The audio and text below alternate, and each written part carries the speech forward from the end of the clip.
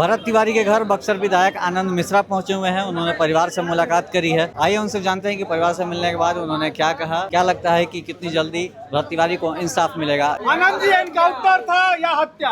किसी हाल में कोई एनकाउंटर नहीं था, ये सरासर हत्या है। लेकिन अभी तक गिरफ्तारी नहीं हुई है जिनके नाम आ गए हैं। जुडिशियल इंक्वायरी में मैटर है। मुझे पूरा यकीन है कि जुडिशियल इंक्वायरी रिपोर्ट आते ही जो कार्रवाई करनी है वो शुरू होगी। साथ ही ये मैटर जो है वो इन्वेस्टिगेशन के लिए जिला पुलिस से हटके सीआईडी को जाना चाहिए, ऐसा हम लोग का मानना है। लेकिन आनंद जी, पुलिस में खुद आप रहे, इंक्वायरी में जो इन्वेस्टिगेशन होने के बाद ही एफआईआर दर्ज होता है, गिरफ्तारी क्यों नहीं हो रही? देखिए, गिरफ्तारी का जो मामला है इसको लेकर हम लोग बात करेंगे। मुख्यमंत्री जी से पूछेंगे कि गिरफ्तारी को लेकर क्या स्टैंड है। लेकिन ये जरूर है कि इस पूरे विषय में न्याय हो, और वो मतलब सिर्फ न्याय हो ही नहीं, वो दिखे भी कि न्याय हो रहा है। इस चीज को सुनिश्चित करने के लिए हम लोग आनंद जी, बिल्कुल देखिए, डीके बासु गाइडलाइंस भी जो कहती है, और ये नॉर्मल आंखों देखी जो बात है, लाइव था लड़का, उसमें साफ दिख रहा हथियार फेंक दिया गया और उसके बाद पता चलता है कि उसकी गोली मार दी गई। तो डेफिनेटली किसी तरीके से नेचुरल जस्टिस के अगेंस्ट है। ये कोई भी कानून इसको सपोर्ट नहीं करता। इसको ह्यूमन राइट्स के एंगल से इसको जरूर देखा जा रहा है, और इस पे डेफिनेटली एक मर्डर का केस लगेगा। और जिसको इन्वेस्टिगेट आनंद जी, आप भी एसपी रहे, क्या डिमांड हुई होगी एसटीएफ की? एसटीएफ को किसने यहाँ पे बुलाया? क्या एसपी की तरफ से डिमांड गई होगी? देखिए, ये जरूर जो लोकल पुलिस होता है, जो भी एक्स्ट्रा फोर्सेस चाहिए होता है, वो लोकल पुलिस ही डिमांड करती है। वो कोई ऊपर से अपने आप से कहीं कोई नहीं भेज सकता। यानी शाहपुर की थाना की नाकामी थी इसमें, मानते हैं आप इसको? देखिए, नाकामी तो है, वो नाकामी अब साक्षात सबके सामने आ गई है।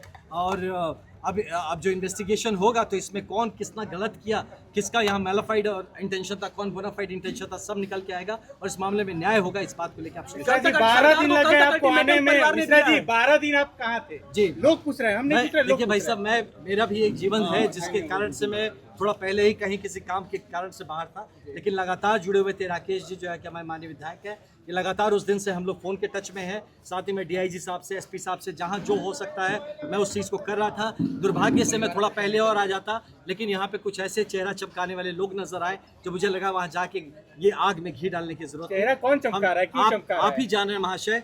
और जब ये हो रहा था, जब हमारा भाई यहाँ पे इस तरीके से बलिदान हो गया, उसके पहले काश आपके ये माइक उसको लगा दिए गए होते, उसके बाद जनता तक पहुँच गई होती, तो मुझे लगता है हमारा भाई भी बच सकता था। हमारी भी गलती है, आपकी भी गलती है।